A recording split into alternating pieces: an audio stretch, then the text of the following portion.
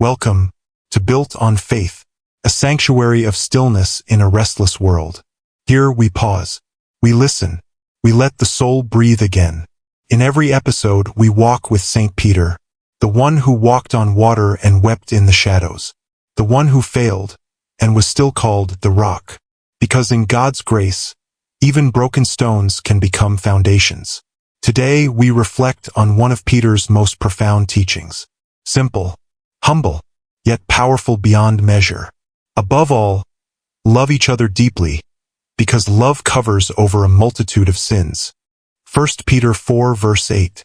There's a stillness in those words, a truth that doesn't need to shout, because love, real love, doesn't need to prove itself. It just shows up again and again. St. Peter, once a man of impulse and pride, became a man of compassion. Not because life was easy, but because grace was real. He knew what it meant to be forgiven. He knew what it meant to hurt others, and still be healed by love. And so, from a soul that had failed and been redeemed, came this quiet command: love deeply, not conveniently, not when it's easy, not when others deserve it, but deeply, unconditionally, constantly, because love, true love, covers sin, heals wounds, and rewrites the story. Let's go deeper. What does it mean that love covers a multitude of sins? Peter isn't saying we ignore sin. He's not calling us to excuse wrongdoing. He's calling us to respond differently. In a world that exposes, love covers. In a culture that cancels, love restores. Peter remembered all too well the night he denied his Lord. 3 times. Not once. Not twice, but 3 times, with fear in his voice and cowardice in his bones.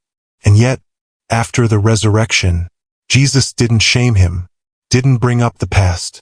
He simply asked, "Peter, do you love me?" 3 times, the same number as his denials. 3 chances to begin again. And with each "Yes, Lord," the past was covered. The guilt was replaced. The wound was embraced by love. This is what Peter teaches us. Sin doesn't get the last word. Love does. But it's not easy. To love like this requires death. Death to ego, pride, resentment. It means choosing to forgive when you could accuse. See the image of God in someone who's failed you. Be the one who stays when others walk away. This kind of love is not passive. It's fierce. It fights for reconciliation. It holds hope in its hands when others throw it away. Covers sin not with denial, but with mercy. It doesn't erase history, but it writes a future. And most of all, it imitates Christ. Because Jesus didn't just speak of love. He became love. He covered our sin with his sacrifice. And now he invites us to do the same. To cover, not to condemn. Peter's life was marked by this shift.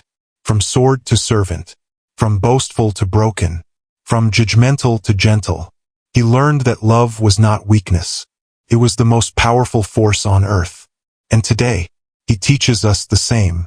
So what does this look like in our lives? Let's make it practical. Because Peter's words weren't for poets. They were for real people. Fishermen, wives, elders, servants. Love each other deeply. That's not sentimental. It's sacrificial. 1. Love in silence. Sometimes the best thing you can do is not speak, not correct, not remind, but simply be present, to hold space, to offer warmth. 2. Love in truth. Love doesn't ignore wrong, but it confronts with kindness. It restores with gentleness. 3.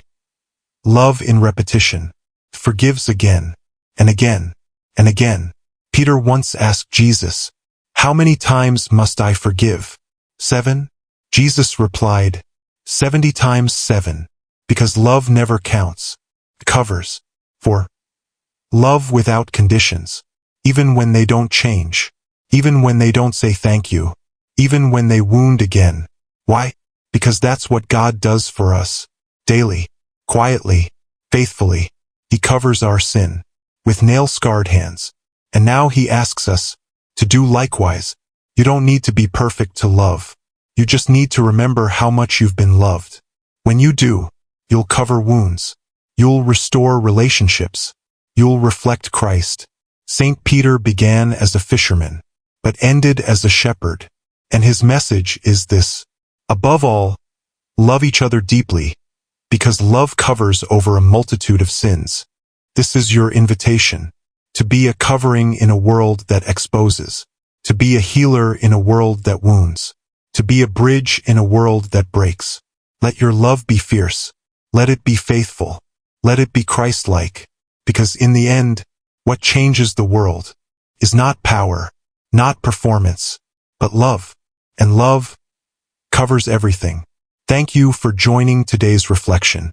If this touched you, share it with someone who needs hope. And remember, when love is your foundation, grace becomes your legacy. Until next time, live gently, forgive freely, and love deeply, because love truly covers all.